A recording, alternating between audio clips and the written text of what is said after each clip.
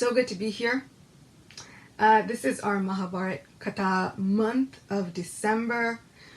We've done 2 episodes thus far. This is number 3. So good to be here. Good to have everybody with us.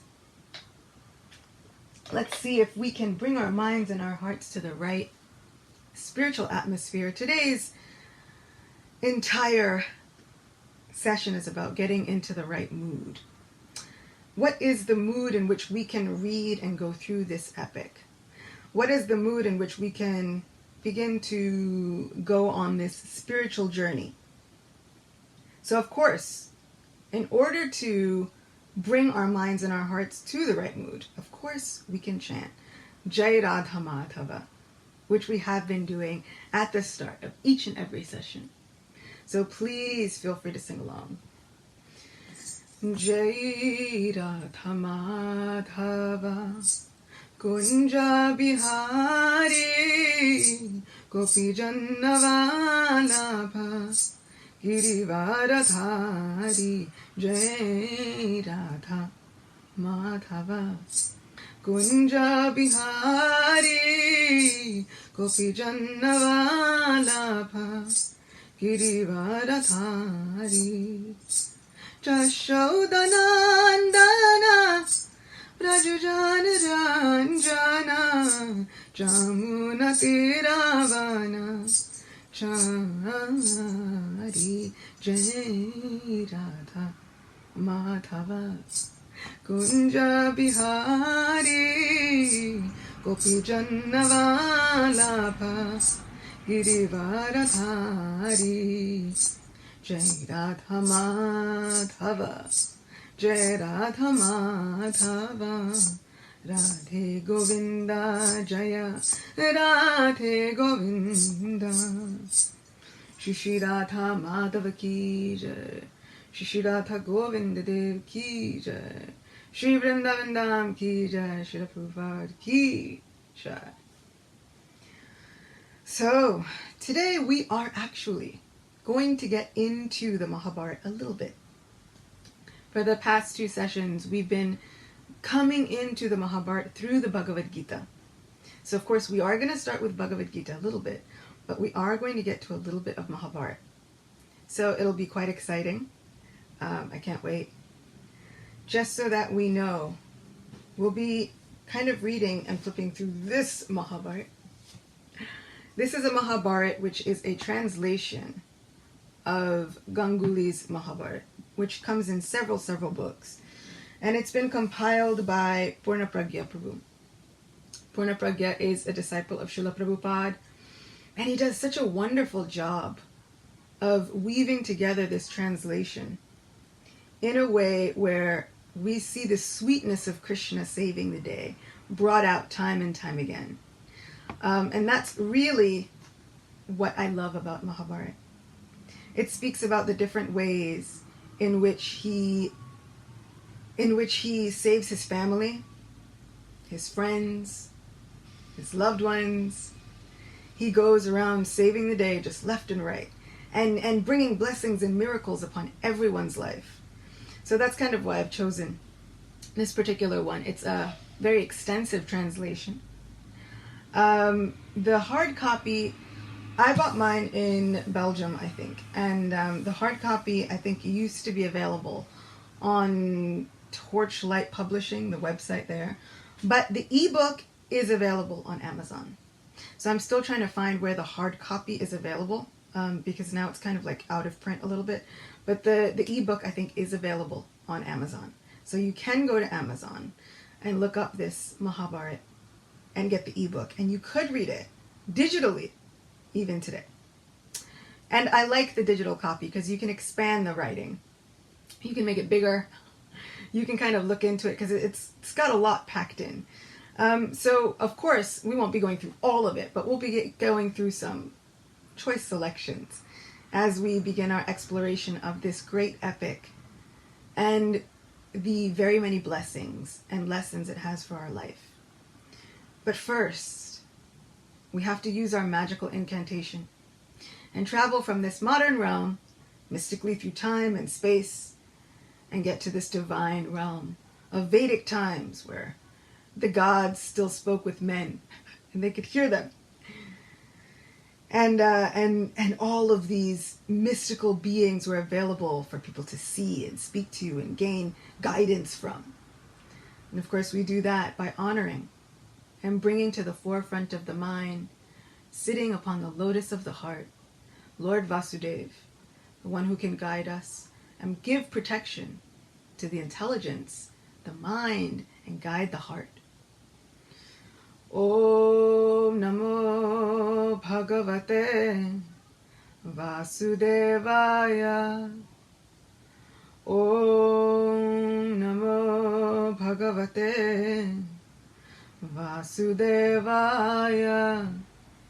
Om Namo Bhagavate Vasudevaya. So now that we are mostly ready, we can begin our journey. So today happens to be the appearance day of my own spiritual teacher. And I was thinking so much about Bhagavad Gita. And when we last left off, we were speaking about the relationship between Arjuna and Krishna. Not only were they cousins and family, but they were friends. And this qualification of being Krishna's friend was one of the things that made him qualified to hear this Bhagavad Gita, made him qualified to receive all the mysteries of the inner workings of the universe. We spoke about Arjuna's great breakdown, his great confusion, his feeling completely lost. And we spoke about how this can happen to us all. How we all feel lost sometimes and like we don't know which way to turn. And what do we do then? We spoke about how even Krishna exhibits a personality where he will have breakdowns, where he exhibits some form of confusion because of those he loves, because of those that he is attached to.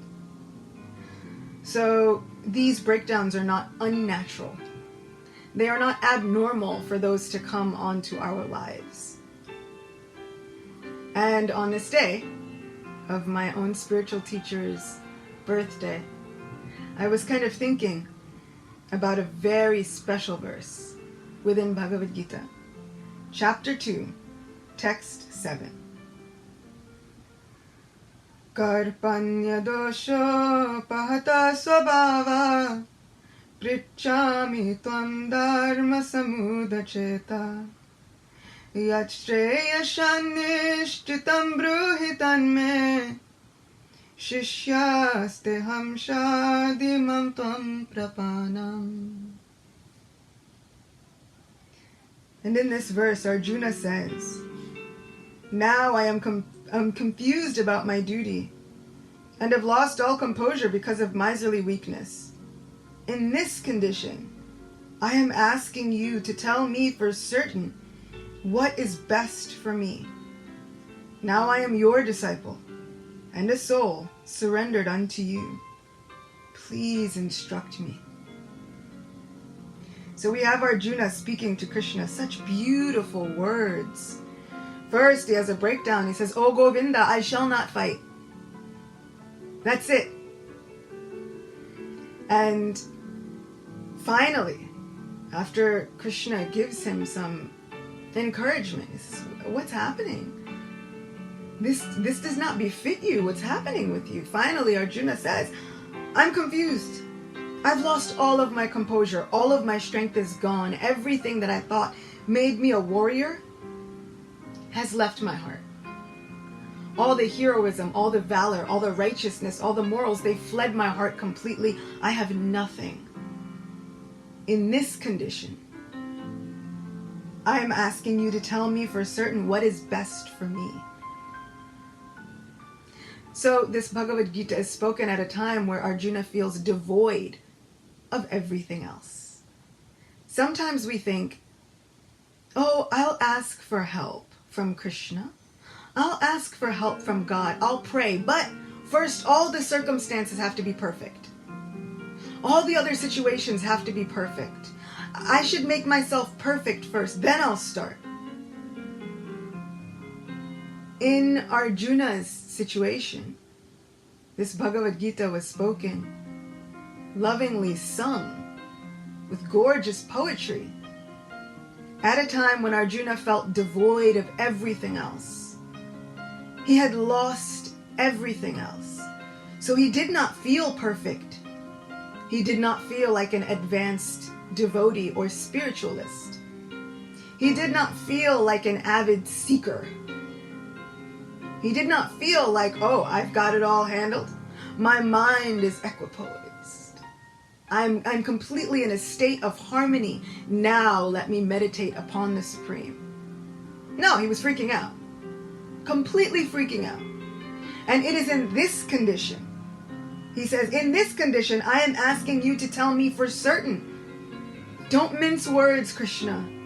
Don't play with my emotions, Krishna. I need you to tell me clearly, for certain, what is best for me. Usually, Arjuna and Krishna speak as friends. Sometimes, Krishna will rest his feet in Arjuna's lap. Sometimes Arjuna will rest his head on Krishna's lap. Sometimes they'll rest their shoulders on one another because they're friends and cousins and just around the same age, so they're just like brothers. They have such intimate, friendly dealings, but now Arjuna is saying, wait. In those times, we would joke with each other. We would laugh with each other. Sometimes you would say things. You would say one thing and mean something else in a very playful manner. But now, I need to stop that. Now I'm a soul surrendered unto you. Now I am your disciple. Now I surrender. Everything else that I thought I knew, now I let that go. And this is the mood in which we can understand not just this Bhagavad Gita, but this great epic.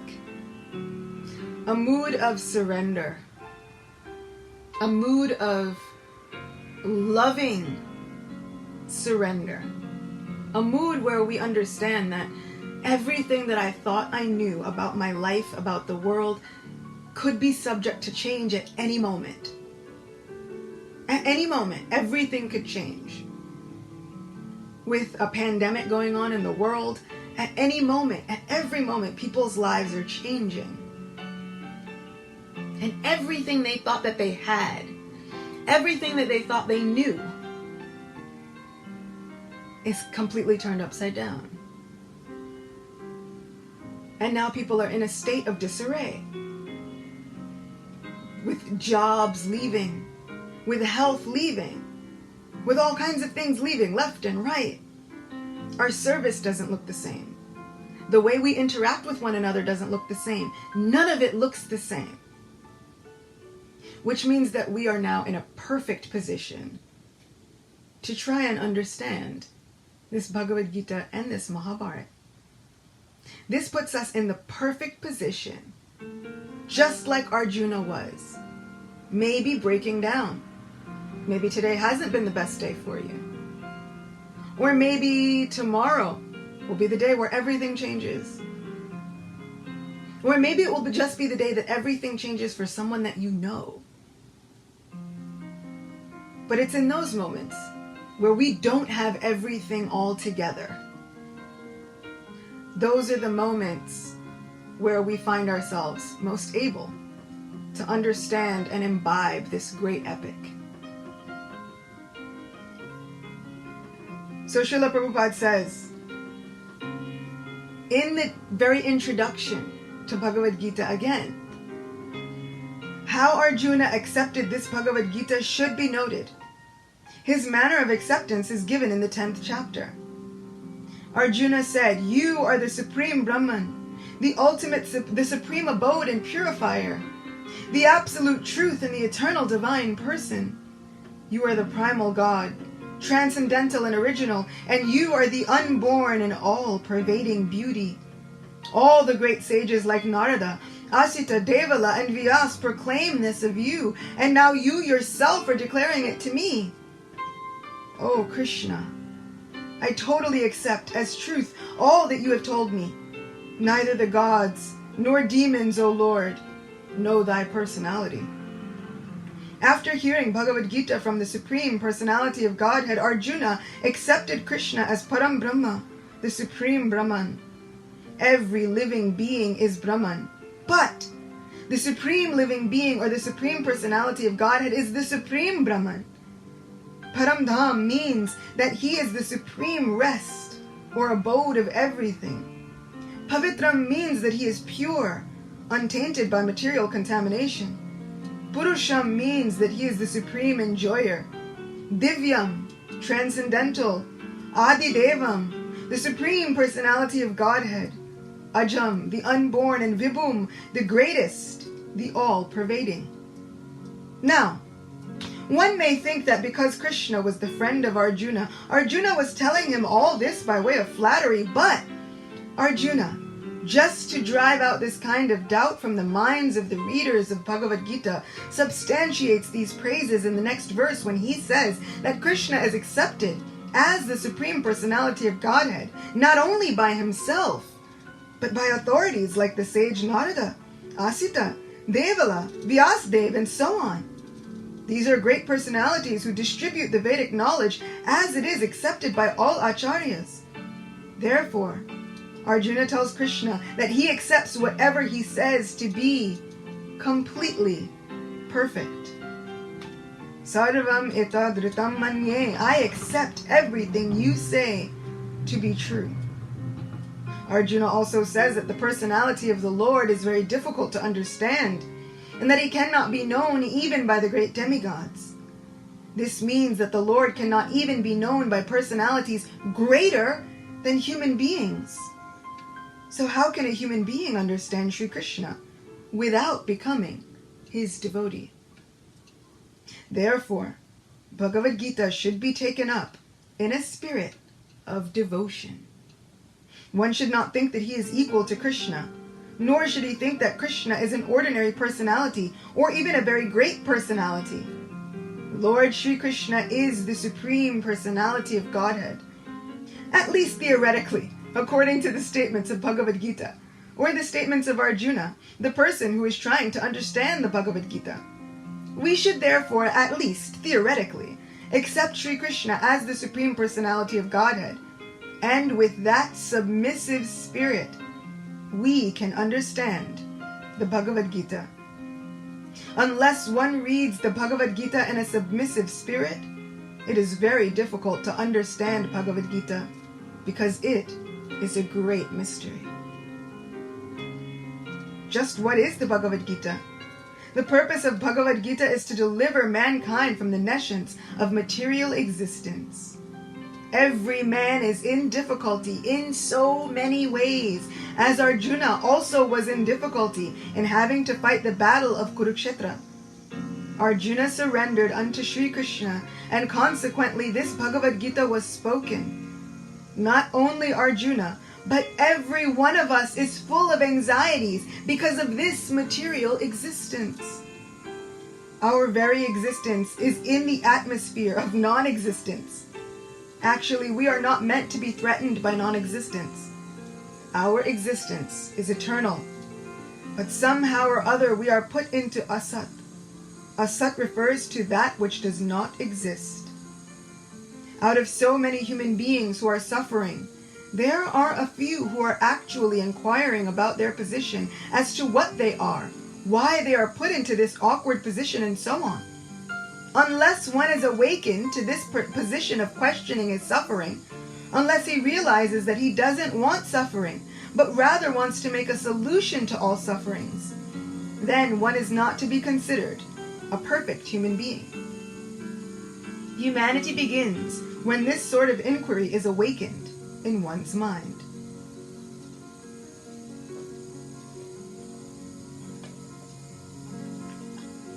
So we can see,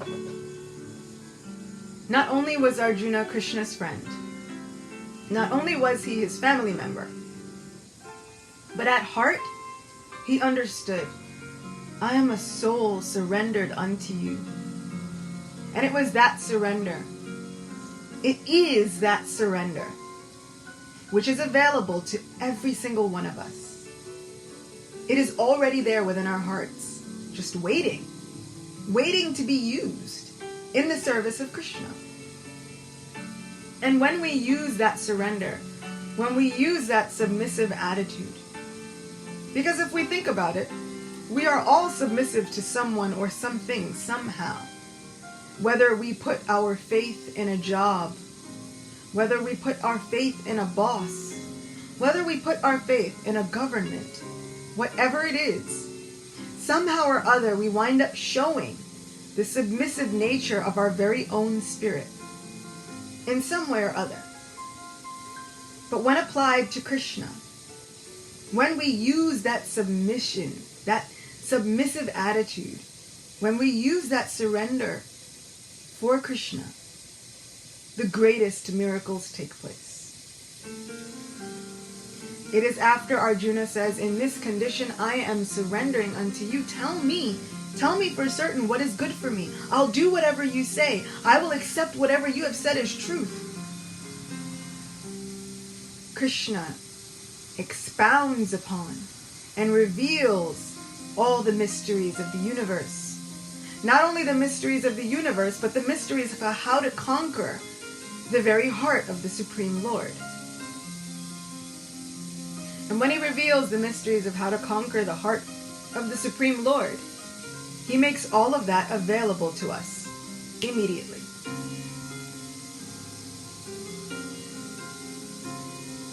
So with that in mind, we want to jump into this Mahabharat. And we'll continue to add in and weave in little bits of Bhagavad Gita before these Mahabharat readings. But we often will hear, and we'll hear within the pages of the Mahabharat, we'll hear within the pages of Srimad Bhagavatam, we'll hear even within Bhagavad Gita. Who is this book meant for? They often say, and Srila Prabhupada has often said, that this book is meant for women and the less intelligent. So what does that mean? Because a lot of people like to get riled up when they hear that. Right? They think, what is Srila Prabhupada saying to me? And I often get very many questions about that. How can I reconcile this with what I've read? Well, we have to think about what is meant by less intelligent. One time, someone was asking me, what was the best way? They had a girlfriend that they were trying to get interested in spiritual life. And they said, okay, what do you think? You know, you're a girl. And I was like, okay. They said, you're a girl. What is the best way, do you think, to get her interested in the philosophy of Krishna consciousness? And I said, tell her a story. And they kind of looked like, what? I said, tell her a story. Instead of bombarding someone with a lot of philosophy, why don't you tell her a story? I know me. Myself, I love a good story. I love a good story with adventure, with romance, with intrigue, with all kinds of things, and also with lessons about life. But it's inadvertent. It's a little bit of a turnaround, right? So you can get lessons about life and philosophy through the morals of this story. So I said, tell her a story. And it kind of worked. The Mahabharat is a great story. An amazing story, but it is a history. These things happened. And these things happened just so that Krishna could show so many different examples about life, about things that happen in life, about so many things that come up in life. So not only is this story meant for a certain class of people, but this happened. These things come up. So what happens in life when there's drama with your family? Then what happens in life when you come across people with illness, with job loss, with all kinds of things, with all these things that the Pandavas will eventually face? What happens then? then we get to draw on these histories and say, but remember, do you remember what happened when the Pandavas faced this very thing? Do we remember? And do we remember how Krishna saved them? Just think how Krishna will do the same for us. And what is meant by less intelligent? Well, we're about to find out what was the intelligence of Vyasadeva. What was the intelligence of those that he was able to impart Mahabharat to? What was the intelligence of those who were living in the previous yugas? Sri Krishna Dvaipayana Vyas, after very carefully studying all divisions of Vedic knowledge while performing severe austerities and engaging in meditation, composed the great literature Mahabharat. However, seeing that his literary composition had extended to 100,000 verses, he became very anxious while wondering how it would be passed down to his disciples and from them to the people of the forthcoming age of Kali, a time when memory and duration of life are very short, and people are very slow to understand the truth. Vyasadeva is coming from a time when people could readily hear, retain, and remember 100,000 slokas and more. Can any of us say, as scholarly as we may be, can any of us say that this is us after just one hearing? You know, we hear in the great epic Ramayana, Valmiki was able to teach the Ramayana to the twin sons of Lord Sri Ram, Lava and Kush. And they were able to hear it and then recite it with devotion, with emotion, so much so that anyone who heard it would be thrown into the waves, submerged into waves of bliss. They would cry. They would feel joy upon hearing them sing this great song of the Ramayana. Can any of us say that this is available to us? Me, I have to pick up the book and read from it. And I may remember bits and pieces, but I don't remember it perfectly. I'm not going to remember each verse and each purport of each verse and each line of commentary that goes with each verse. This was the mind frame that was available to these sages and these personalities in previous yugas.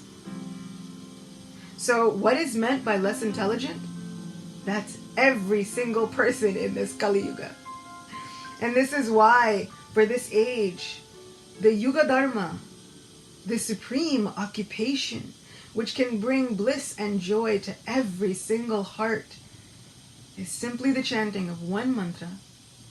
Hare Krishna, Krishna Krishna, Hare Hare, Hare Rama, Rama Rama, Hare Hare. All of these great literatures, all of these scriptures, all of these smritis and shrutis have been condensed for our benefit. All of them have been compiled for our benefit because we no longer have this great power of retention. We no longer have the mystic ability to hear 100,000 verses, remember, retain their meanings and their purports, and then recite them perfectly to another without it getting distorted.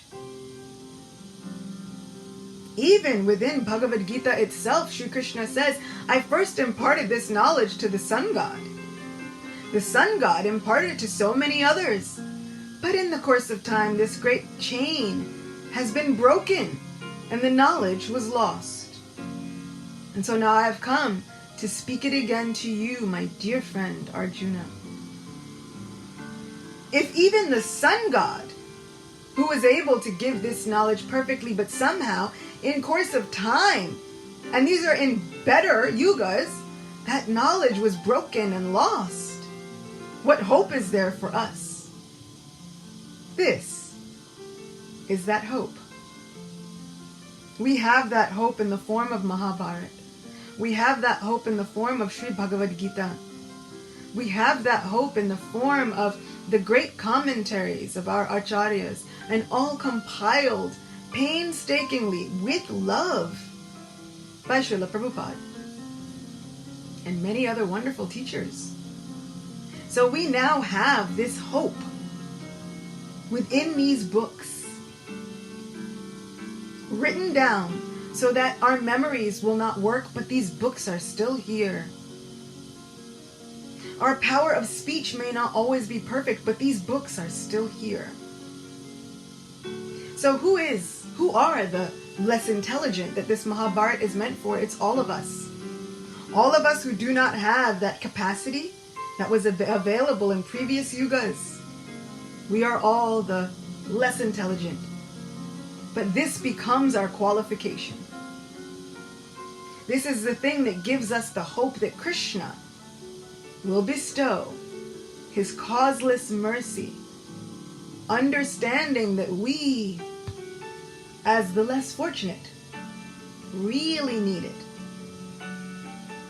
It's often said if a mother has 2 children, and one child is so self-sufficient, can do everything on his own, the mother thinks, okay, great, can leave that child to his own devices. But the other child, Ma, I need this. Ma, I need that. Ma, I need you to reach this cupboard. Ma, I need help. Ma. That one child is calling out to the mother again and again and again. The mother thinks this child needs my constant attention. We are the needy child. We are the child who is less self-sufficient. But this becomes our qualification for Krishna to give his undivided attention, knowing, these are my people. And as my people, they need my attention. They don't have all of the other benefits that were available in previous yugas. They don't have the benefit of great memory, fine speech, and all these things. Let me give them my undivided attention. Let me give them my blessings and mercy. Indeed, Srila Vyasadeva specifically compiled this great work for the benefit of women, laborers, and degraded members of the higher 3 varnas, knowing that in Kali Yuga, very few persons would be able to ascertain the true purport of the original Vedas. So once again, this is for all of us. It's all of us. It would only be our own egos that make us think, oh, why would they speak about me this way? Don't let our egos stop us from attaining the great gift that is these epic teachings. Understanding Srila Vyasadeva's anxiety, Lord Brahma, the grandsire and secondary creator of the universe, because Krishna is the first, personally appeared before him. Being wonderstruck, Srila Vyasadeva and the other sages in his assembly stood up and welcomed him with palms joined in reverence. So here again, we see the amazing power of these sages in previous yugas. With just a thought, thinking about their own, how can I perform my service to the topmost of my ability? How will I be able to give my service to all of the other needy children of Kali Yuga? And Lord Brahma arrives. Imagine if we were trying to perform our service and we were thinking, what will I do if my internet doesn't work out properly? And then if Lord Brahma appeared before us, what would we do? But here, this is the gravity of the situation. Vyasadeva is trying to do something which is so powerful and so beneficial for everyone that Lord Brahma himself arrived to give a solution. After respectfully seating Lord Brahma and circumambulating him, Srila Vyasadeva sat down nearby with the Lord's permission. Srila Vyasadeva said, O grandsire, I have composed a great work centered about the Pandavas and Lord Krishna, who had descended upon the surface of the earth to relieve her of her great burden. Although this voluminous literature is ultimately meant to draw one's attention to the instructions of Lord Krishna imparted to Arjuna at Kurukshetra, it deals with every aspect of human existence in the course of its historical narration. By the mercy of the Supreme Personality of Godhead, I have been able to conceive of this sublime work, but I am anxious because I cannot think of anyone capable of writing it down so that it can be passed on to future generations. So not only wasn't anyone able to really firmly remember it properly, but here no one is even qualified enough to actually write down the whole thing. Lord Brahma said, "My dear sage, I can understand that your composition is divinely inspired, and thus its poetic expressions are unequaled, just as the Grahastha ashram is superior to the 3 other ashrams." Now there's something you don't hear every day. I'm just reading the book. I'm just reading what was compiled here. My dear sage, I can understand that your composition is divinely inspired, and thus its poetic expressions are unequaled, just as the Grihastha ashram is superior to the 3 other ashrams. Let Ganesh, the son of Shiva and Parvati, be thought of by you, for he is capable of writing down your epic poem. After speaking, Lord Brahma suddenly and mysteriously disappeared from view. Immediately Srila Vyasadeva brought Ganesh to mind, and as soon as he was thought of, that son of Lord Shiva appeared before the son of Parashar Muni. Now there again, right? Do we have these abilities? If only. That you think of a divine personality, and because of that unparalleled devoted thought, with devotion in the heart, that thought calls the person before them.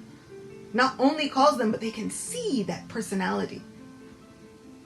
Sometimes we are calling beings, supreme divine beings, into our midst, and we can't see them. Sometimes we're calling and our attention is elsewhere. Sometimes we are chanting mantras, performing japa meditation. Right? It says, the moment you think of Krishna, you call upon him, he is present. There. Are we paying attention? Have I been paying attention? I call on Krishna so much, and what am I thinking of? Laundry, shows, anything else. Oh, what's happening? My mind goes in so many different directions, and then I wonder, oh Krishna, why am I not seeing you? Krishna says, even in Bhagavad Gita, one must, with fixed, one singular pointed devotion and meditation, fix the mind upon him. Single-minded focus. If only. Then we would get the result. Just by thinking of him. Vyasadeva thought of Lord Ganesh. Lord Ganesh appeared. And he saw him. So one day, I will cultivate that focus, that attention, and that devotion within my heart, that if I think of Govinda, when I call his name Govinda, Govinda, Govinda, not only will he appear, but I'll see him. Because he always appears. Krishna is always perfect and complete, so he always appears. But are we seeing him? Are we experiencing his presence? One day, greatly delighted, Srila Vyasadeva offered Ganesh a seat and said, "O scribe of the demigods, I have composed a wonderful historical poem of 100,000 verses for the welfare of the world. Please write down these verses as I dictate them to you, for only then will my effort prove fruitful." Ganesh said, "I will write down all that you dictate to me, provided that my pen never stops, even once, not even for a moment. Srila Vyasadeva said, "So be it. I will never inconvenience you with even the slightest delay, provided you agree not to continue writing until you have thoroughly comprehended what was dictated." Ganesh gave his consent by vibrating the sacred syllable Om. Without delay, Srila Vyasadeva began dictating his lengthy composition. So that he would have time to consider everything very carefully, he composed the verses in such a way as to present deep and grave meanings in very concise statements. Because of this, Ganesh frequently had to contemplate the meaning of the author's verses. In this way, Srila Vyasadeva very cleverly provided himself ample time for dictation without making Lord Ganesh lose his patience. Srila Vyasadeva was present when the Mahabharat was recited for the first time by his disciple Vaishampayana during intervals at the snake sacrifice of King Janmejaya. Acyuta Goswami, the son of Romaharshan, who was also called Ugrashrava, was also present there. After hearing the Mahabharat, Acyuta Goswami went to Naimisharanya, where great sages headed by Shonaka were conducting 1,000-year sacrifice to counteract the evil effects of the forthcoming age of Kali. Now, once again, here we have this amazing ability. These sages, just to counteract the ill effects of Kali Yuga, to help all of the embodied souls, performing 1,000-year sacrifice. None of us can even conceive of a lifetime long enough that it would be 1,000 years. So now, who are the less intelligent? This is all of us. Our lifespans are shortened. Our memories are shortened. Our eyesights are shortened.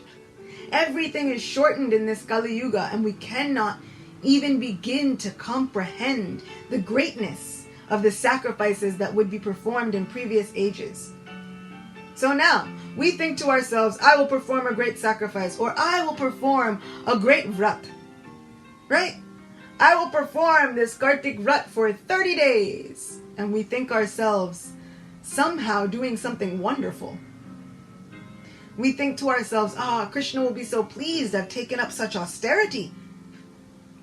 These sages are performing a sacrifice for 1,000 years just to counteract the ill effects of Kali Yuga. Just some of the effects. So now we cannot even imagine the intelligence of previous ages. So we have to understand our positions. And it seems like humility, but really, we're just being honest. We have to be honest with ourselves when we look at our positions in life. Our lifespans are really not that long in the greater scheme of things. Our idea of austerities is nothing, even in comparison to the great demons of ancient times. So many great demons would perform austerities for hundreds of years. They would stand on one foot and eat nothing. I can barely not eat anything for like a day. And then I begin complaining. Sometimes I find myself with a half-day fast. Right? I find myself with a half-day fast just until noon, and I think, I woke up so hungry. What am I going to do? How am I going to maintain my life until noon? That's nothing. It's a few hours. And the demons had enough single-minded focus and determination to be able to fast for hundreds of years. Hiranyakashipu stood on the tips of his toes with his arms outstretched for hundreds of years. If we did that for 20 minutes, we would consider ourselves like, wow, okay, I've done something. It's like we'd be wanting to put ourselves in the Guinness Book of World Records for just standing on the tips of your toes for the longest record ever. We can't even compare to the bad guys, let alone comparing to the good guys. the demigods, those who were doing these austerities to please the Lord of their hearts, they were so focused that they really put in the hard work. They were incredibly determined. Vyasadeva not only thought of but composed 100,000 slokas. If I thought to myself I was going to compose 100,000 poems, I put 108 pieces into Prema Mala because it was a mala. And I thought, I was like, wow, this is great. This is a really nice amount. This is something. I've done something. And my book is nothing compared to the 100,000 slokas that were just produced by Vyasadeva, and this is just in Mahabharat. This is not to mention everything else that happens in Srimad Bhagavatam, within the other Vedas, just in this one historical account. So we need this Mahabharat. We need Krishna's causeless mercy. We need this Bhagavad Gita. We need Krishna to, in the simplest terms possible, tell us what is best for us. We are unable to do this on our own. We need His mercy to meet us more than halfway. And there's no shame in that. There's absolutely no shame in understanding the minute scale of our position. It's just being realistic and honest. And once we are realistic and honest, that is where that true surrender can come from. I am one small living entity in this big, vast world. There are unlimited beings more powerful than me, with more understanding than me, with bigger brains than me. And that's okay. Because, my Lord, you know what that means? That means I need your mercy. I need your mercy the most. You are kind to those who are very fallen. And I'm already so fallen. I don't have the memory. I don't have the lifespan. I don't have anything. So I need your mercy. And that kind of honesty endears us to Krishna. That kind of honesty inspires Krishna to look and say, now my devotee is seeing. Let me remind him of who he is. Let me remind her of who she is. Over and above being one small living entity in one little body, they are mine. After all, Krishna says, one who sees things as they are, they understand that all living beings are in me, are of me, and belong to me. They are mine. So, we can understand I'm one small, tiny particle. But the moment we understand that, Krishna says, but the bigger thing is, you are mine. Made from the tiniest bits of my very own essence. I have given myself to you. Every single one of you. Krishna has given us himself.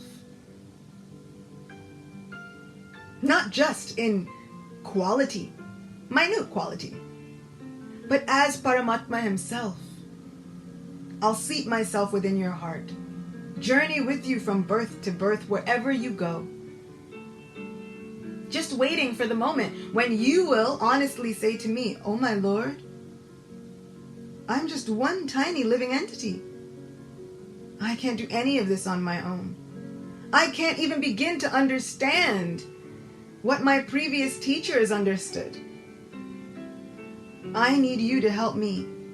And the moment we do that, Krishna says, right, not only are you a small living entity, but more importantly, you are mine.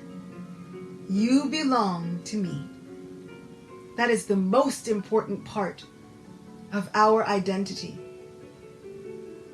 Not just, I am spirit soul, but I belong to Krishna. It's as simple as that.